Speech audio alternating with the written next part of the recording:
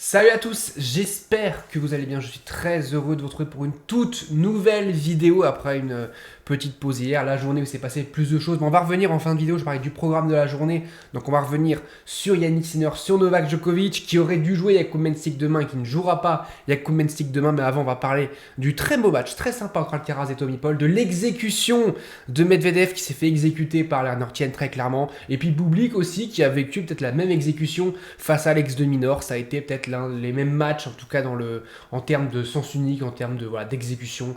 De Minaur et Lerner-Tien, ils ont marché sur leur adversaire et on va y revenir. Donc Alcaraz, Tommy Paul, qui était un match en pleine chaleur, pleine journée. Et franchement, ça a été un très beau match, très sympa parce que Tommy Paul, franchement, a joué clairement, crânement sa chance. Un très très gros match. Déjà, break d'entrée de Tommy Paul sur ce revers long de ligne magnifique pour tout de suite mettre la pression sur Carlos Alcaraz et lui dire bon, à Roland Garros, tu m'as détruit, j'étais un petit peu blessé aussi, j'étais pas bien physiquement. Là, voilà, je suis dans un très bon état. Direct, je te break d'entrée, je te mets direct dans les conditions pour te mettre dans un match compliqué, pour te mettre dans un bourbier. Voilà, tu te breakais d'entrée. On sait pas trop ce qui peut se passer. Bon, Alcaraz va réussir à débreaker. Quand même, il y a eu quelques petites balles de break, je crois qu'il y en a eu 4 avant qu'il se mette à débreaker, mais il va débreaker, on le voit, il s'encourage, très important pour lui de débreaker en plus au meilleur des moments quasiment, parce que c'est avant que Paul mène 5-3, donc ils prennent quand même un sacré ascendant sur le set, là 4-3, il débreak tout de suite pour repasser devant, et puis on va arriver au tie-break, il y a eu ce malaise dans les tribunes, ça a duré quand même presque 11 minutes, voire plus de 11 minutes, en tout cas plus de 10 minutes. Cette pause, au pire moment peut-être, parce qu'il y a 6 partout, 3-3. Donc on est vraiment au pire moment, dans un moment de tension ultime des fins de premier set. On sait que le premier set est toujours très important pour bien démarrer le match, pour tout de suite donner une tendance. On est dans le tie-break, on a égalité dans le tie-break. Donc là, on se retrouve en fait à jouer au final un tie-break en 4 points. On reprend la reprise, on fait quelques services pour reprendre. Et on se retrouve à jouer un tie-break en 4 points en finale pour gagner le set. Tommy Paul va mieux le démarrer. Il va mener 5-4, il va servir pour gagner le set puisqu'il a le mini-break. Et Alcaraz va faire un revers magnifique pour sortir Tommy Paul du court qui va pas réussir à remettre la balle en revers. Magnifique revers de Carlos Alcaraz pour revenir à 5 partout. Alcaraz va s'offrir une balle de 7 ensuite. Balle de 7 sauvée d'un revers long ligne. C'est le même que dans le premier jeu. Mais cette fois-ci, bon, il est de l'autre côté. Là, il était aux côtés d'Alcaraz. Là, il est ici en bas de la caméra. Mais le revers long ligne, il est magnifique pour sauver cette balle de 7. À ce moment-là, on est à 1h09 de jeu. Alors, les 10 minutes, on peut les enlever. Donc, on est à 1 heure de jeu. Et ouais, ce revers long ligne, il est magnifique de Tommy Paul. Sauf qu'ensuite, il fait quelque chose de magnifique. Mais ensuite, il va, sur une nouvelle balle de 7 d'Alcaraz, faire une très très vilaine double faute pour offrir le set à Carlitos. Qui tout de suite, là, tu sens que bon, ça peut tout de suite devenir compliqué pour Tommy Paul parce que le premier set était terriblement important pour lui. C'était important d'aller chercher ce premier set. Il ne l'a pas fait. Alcaraz ensuite break très tôt dans le début de deuxième manche, notamment ce coup droit, long de ligne, gagnant, magnifique, qui a laissé Tommy Paul sur place, qui n'a rien pu faire, qui l'a mis à 2 mètres. C'est du Alcaraz. Quand il est capable de faire ça, c'est colossal. Et un Alcaraz en confiance, on sait. Et puis je trouve vraiment qu'il monte en puissance parce que Tommy Paul, c'est un adversaire qu'il faut aller chercher. C'est un joueur en plus qui a qui a quand même pas mal de temps réussi à mettre en difficulté Carlos Alcaraz. Donc c'était un match très intéressant à voir. Je trouve qu'Alcaraz, il ne faut pas banaliser le fait qu'il remporte en 3-7. Oui, ça fait 7-6, 6-4, 7-5, mais il gagne le match en 3-7. Et combien de fois on a eu Alcaraz en Grand Chelem qui lâchait des sets par-ci, par-là. Et là, on se retrouve avec un Alcaraz qui arrive en quart de finale, qui n'a pas perdu un seul set. Il faut quand même le signaler. Et c'est très bien pour Alcaraz d'arriver comme ça en quart de finale. T'as pas perdu un seul set. C'est positif. Et t'en as pour moi qu'un seul autre qui n'a pas perdu un seul set. C'est Novak Djokovic, qui du coup, on va y revenir, mais n'a pas perdu un seul set. Franchement, là, Alcaraz, c'était très important de tout de suite, encore une fois, envoyer un message. Moi, sous la chaleur, pas de problème. J'ai pas de problème avec la chaleur. Moi, je peux jouer sous 40 degrés. Et par rapport à, évidemment, Yannick Sinner, mais ça, c'est une question aussi de génétique. Malheureusement, pour Yannick Sinner, il aura toujours plus de problèmes sous la chaleur que Carlos Alcaraz. Mais Carlos Alcaraz, quelles que soient les conditions, il peut jouer toujours, et il va remporter ce deuxième set en tenant son service. Ça aussi, Alcaraz qui arrive à tenir son service tout au long du set, et à part ce premier jeu de service, il n'a pas été breaké par Tommy Paul. À part ce premier jeu de service du match. Il a tenu son service jusqu'au bout, et Tommy Paul qui fait peut-être son pire jeu du match à 5 partout dans le troisième set. C'est le moment quand même, faut pas faire le pire jeu du match.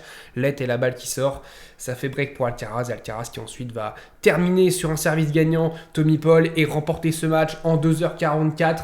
Mais remporter ce match en 3-7, en 2h44, dans un match qui aurait pu être compliqué quand tu te fais breaker d'entrée, quand tu as Tommy Paul qui a le mini break à 5-4 dans le tie break, donc il peut prendre la première manche, te mettre dans une situation compliquée et tout, tu as réussi à t'en sortir et à remporter le match en 3-7. Pour moi, il a quand même assuré l'essentiel largement. Et au prochain tour pour Alcaraz qui jouera face à Alex de Minaur qui a exécuté Alexander Bublik, qui l'a clairement désossé. Pour moi, c'était le même Bublik qu'on a eu qu'à l'US Open face à Sinner où il s'était fait exploser. Mais en face, c'était Sinner et voilà. Là, c'est face à de Minaur, mais il s'est fait aussi exploser par Alex de Minaur. Il y a eu un set où, oui, voilà, il s'est passé quelque chose. Mais à partir du moment où de Minaur a breaké Bublik, c'était terminé dans la tronche de Bublik. J'ai l'impression qu'il est complètement sorti du match.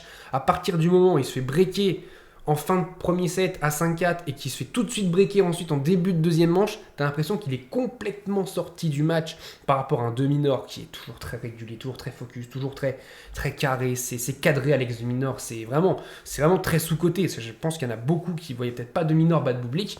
Moi, dans mon tableau, j'avais mis que de Minaur allait. C'est un de mes seuls trucs bons quand même, parce que sinon, c'est pas terrible. Mais j'avais mis que de Minaur allait battre Alexander Bublik parce que j'avais dit que pour moi, oui, il avait perdu à Paris face à Bublik, oui, il avait perdu à Roland-Garros face à Bublik, mais que là, ça allait être chez lui, en Australie, qu'il allait y avoir le public qui allait être avec lui. Alors, je pensais pas qu'il allait lui mettre 6-4, 6-1, 6-1, mais je voyais de Minaur avec la force du public.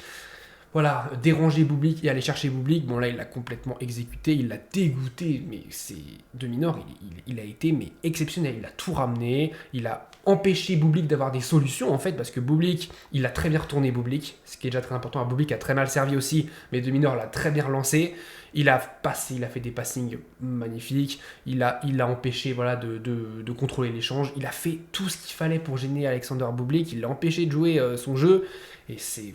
Ouais, de Minaur, moi je suis impressionné parce que de Minaur c'est quand même quelqu'un, on a l'impression qu'il paye pas de mine, mais il est toujours là. Tu regardes, quart de finale de l'US Open, il est là. Ok, il déçoit face à la Fixio Gelassim, mais quart de finale, il est là. À Wimbledon, en 8ème, il tombe sur Djokovic. Bon, c'est Djokovic hyper, mais il est là. À Roland Garros, ok, perd au deuxième tour. L'année dernière, à l'Open d'Australie, quart de finale, il est là. Là, encore une fois, quart de finale, il est là. Il est toujours là dans les moments importants. Alors après, quand ça commence à monter encore plus, c'est son plafond. Pour moi, quart de finale, c'est son plafond. Alors il peut aller chercher une demi-finale si jamais il y a un tableau qui est sympathique avec lui. Là, il n'est pas très sympathique avec lui, c'est Carlos Alcaraz. Et même s'il arrive frais et que j'ai envie de voir ce match, qui sera évidemment en night session, le numéro 1 australien contre le numéro 1 mondial, c'est forcément en night session. Là, il n'y a même pas de débat à avoir. Zverev Lernortienne sera en session de jour. Mais le de Minaur Alcaraz, j'ai hâte de le voir parce qu'on a Alcaraz qui arrive frais, mais on a aussi de Minaur qui arrive frais. Et de Minaur, je trouve vraiment, joue très bien. Et j'ai hâte de voir ça. Ça peut faire 3-7 pour Alcaraz, mais j'ai vraiment envie de voir de Minaur essayer de déranger Carlos Alcaraz, essayer de... Et il faudra qu'on ait un Alcaraz très très fort. Vraiment, il faut qu'on ait un Alcaraz très très fort. Je pense qu'on met 3-7 à ce de Minaur là, qui franchement joue très très très très bien. Ça, Tiafoe, déjà, c'était magnifique comme match, parce que Tiafoe, il n'est pas du tout passé à côté de son match. Là, face à Bublik, Bublik passe complètement à côté, mais de Minaur aussi, il a tout fait pour faire passer à côté Bublik. Il a complètement mangé Bublik dans la tronche, alors que pourtant, ça aurait pu être l'inverse. Bublik, il le bat à Paris, et c'était il y a 2 mois, enfin 3 mois. Donc, c'était il n'y a pas si longtemps que ça. Bublik, il fait une remontada à Roland Garros. Donc, Bublik aurait pu être dans la tête d'Alex de Minaur, et ça n'a pas du tout été le cas. De Minaur qui a fait un match, wow, prodigieux, et donc j'ai hâte de le voir face à Carlos Alcaraz en quart de finale. Il y en a, bon voilà, Bublik qui quitte le cours en 37 minutes, 27 minutes, 28 minutes, 1h32 de match. Wow, c'était sale quand même, qu'a fait Alex de Minaur. Il y en a un autre aussi qui a été 1h42, 10 minutes de plus. C'est Lernortienne qui a mangé Daniil Medvedev. Il y a eu ce micro-relâchement peut-être avec ce petit réveil de Medvedev à 4-0 dans le 3ème set où Medvedev revient à 4-3, mais ensuite, c'est une exécution. 6-4, il le break d'entrée, il le break d'entrée de premier set, il le break d'entrée de deuxième set, il le break d'entrée de troisième set. Il lui a tout fait. Tactiquement, Lernortienne, c'est parfait. Sa patte gauche, il peut jouer tous les angles avec son style de gaucher. Il paye pas de mine comme ça. Pareil qu'Alex de Minaur, il paye pas de mine. Mais tactiquement, intelligemment, il est très intelligent sur le court. Il a un QI tennis qui est colossal, Lernortienne. Et franchement, quand tu le vois jouer sur le tennis, c'est un régal parce que c'est quelqu'un de très intelligent, tu vois. Il veut pas forcer, il veut pas gagner le premier coup de raquette. Il essaye de construire son échange, il construit ses points. Il a dégoûté Daniil Medvedev qui essaie d'aller au filet. Medvedev qui va au filet, qui est forcé à aller au filet parce que Medvedev, on sait que c'est pas son style d'aller au filet. Mais là, il était forcé d'y aller parce qu'il joue un Lerner Tien. Dans l'échange, Lerner Tien, il le mangeait. Il ne pouvait rien faire. Medvedev, il était impuissant. S'il frappait fort, Lerner Tien y contrait. S'il laissait Lerner Tien jouer son tennis, Lerner Tien, il faisait sa créativité, il construisait l'échange et gagnait le point. Donc quoi qu'il arrive, si Medvedev défendait, il perdait le point. Si Medvedev attaquait, il perdait le point. Donc il s'est dit, je vais aller au filet, sauf qu'il perdait le point aussi. Donc il y avait très peu de solutions. Il y a eu ce petit réveil, mais je pense que c'est aussi combiné avec un micro-relâchement de Tienne quand tu es à 6-4, 6-0, 4-0. Service à suivre, non, c'était pas service à suivre, c'est service à Medvedev. Mais à ce moment-là, tu peux avoir un petit relâchement, et tout de suite, ce relâchement, en plus, après, il fait un très bon jeu de service à 4-3, et puis à 5-3, il fait ce break magnifique. Et puis pour Medvedev, c'est une sacrée claque qu'il prend là, parce qu'il prend 3-7 sec, net, sans rien dire. Alors oui, il retrouve les huitièmes de finale, donc il y a un petit peu de positif. Oui, il a gagné un titre en début de saison, donc il y a un petit peu de positif, mais là, Tien, il a un bungalow dans sa tête, parce que Tien, il le bat à l'Open Australia l'an dernier, il l'a battu, je crois que c'est à Tokyo, à Pékin, à Shanghai, Medvedev gagne, mais c'est très difficile, et on sent que Tien, il est en train de faire des leçons à Medvedev, des leçons tactiques, des leçons tennistiques à Medvedev, et que Medvedev, là, il perd le match parce qu'il est en dessous. Il perd le match parce qu'il est en dessous. Parce que l'année dernière, il perd les matchs qu'il perdait. C'est aussi parce que mentalement, il déraillait complètement, qu'il n'était pas en confiance et tout. Mais là, il a perdu le match parce qu'il était tout simplement moins fort que Lerner Tien, qui a été impressionnant. On peut rien dire sur la performance de Lerner Tien. Je crois que le deuxième set, il fait 3 fautes. Voire une. Non, 3 fautes maximum. Il fait 3 fautes directes. Ah oui, ça fait 6-0, mais il fait quand même 3 fautes directes. C'est dingue. Le match de Lerner Tien est complètement dingue et j'ai hâte de le voir face à Zverev parce que lui, il va essayer d'aller toucher peut-être le coup droit de Zverev, essayer de chercher des petits trucs, essayer de faire le service du gaucher pour sortir Zverev du court, côté avantage pour ensuite rentrer dans le court. J'ai hâte de voir ce qui va se passer face à Zverev parce que la pression, elle est évidemment sur Zverev qui n'a pas le droit, entre guillemets, de perdre là en quart de finale. Lui qui veut être au niveau de Sinner et Alcaraz, il n'a pas le droit de perdre en quart de finale contre Lerner Tien et Tien, il n'y a aucune pression. Vas-y, c'est premier quart en carrière, vas-y, va chercher la demi, va te faire plaisir, va faire plaisir à tout le monde, va chercher cette demi-finale, va faire un match de dingue contre Zverev, après avoir dégoûté Medvedev, va dégoûter Zverev, il est capable de le faire. Franchement, moi je me dis, il est capable d'aller dégoûter Alexander Zverev comme il a dégoûté Medvedev. Donc dites-moi ce que vous en pensez, mais Tien, gros coup de cœur, mais de toute façon c'est un joueur tactiquement, c'est tellement beau à voir tactiquement. Je parle de tactiquement, ce qu'il fait, c'est beau à voir, et vraiment c'est très intéressant de se pencher sur Lerner Tien, parce que le jeu qu'il produit à chaque fois, c'est vraiment très beau. On va parler très vite de Jannik Sinner, du programme de la journée de demain. Jannik Sinner qui jouera Darderi demain, donc duel 100% italien. Sinner qui est passé évidemment tout proche de la correctionnelle, tout proche de la sortie. Et Jannik Sinner, c'est ce qui me fait dire qu'en fait, on a peut-être trouvé le troisième homme, l'homme capable aussi de battre Jannik Sinner après Carlos Alcaraz. Je parle pas de Speediri, je parle de la chaleur. On a Carlos Alcaraz qui, quand il joue, il est en chaleur, et on a la chaleur qui peut aussi battre Jannik Sinner. Et pour moi, en fait, quand j'ai vu ça, pour moi, c'est un peu ce qui s'est passé face à Greg Spoor à Shanghai, où en fait, Sinner ne pouvait plus marcher parce que chaleur, mais étouffante au possible.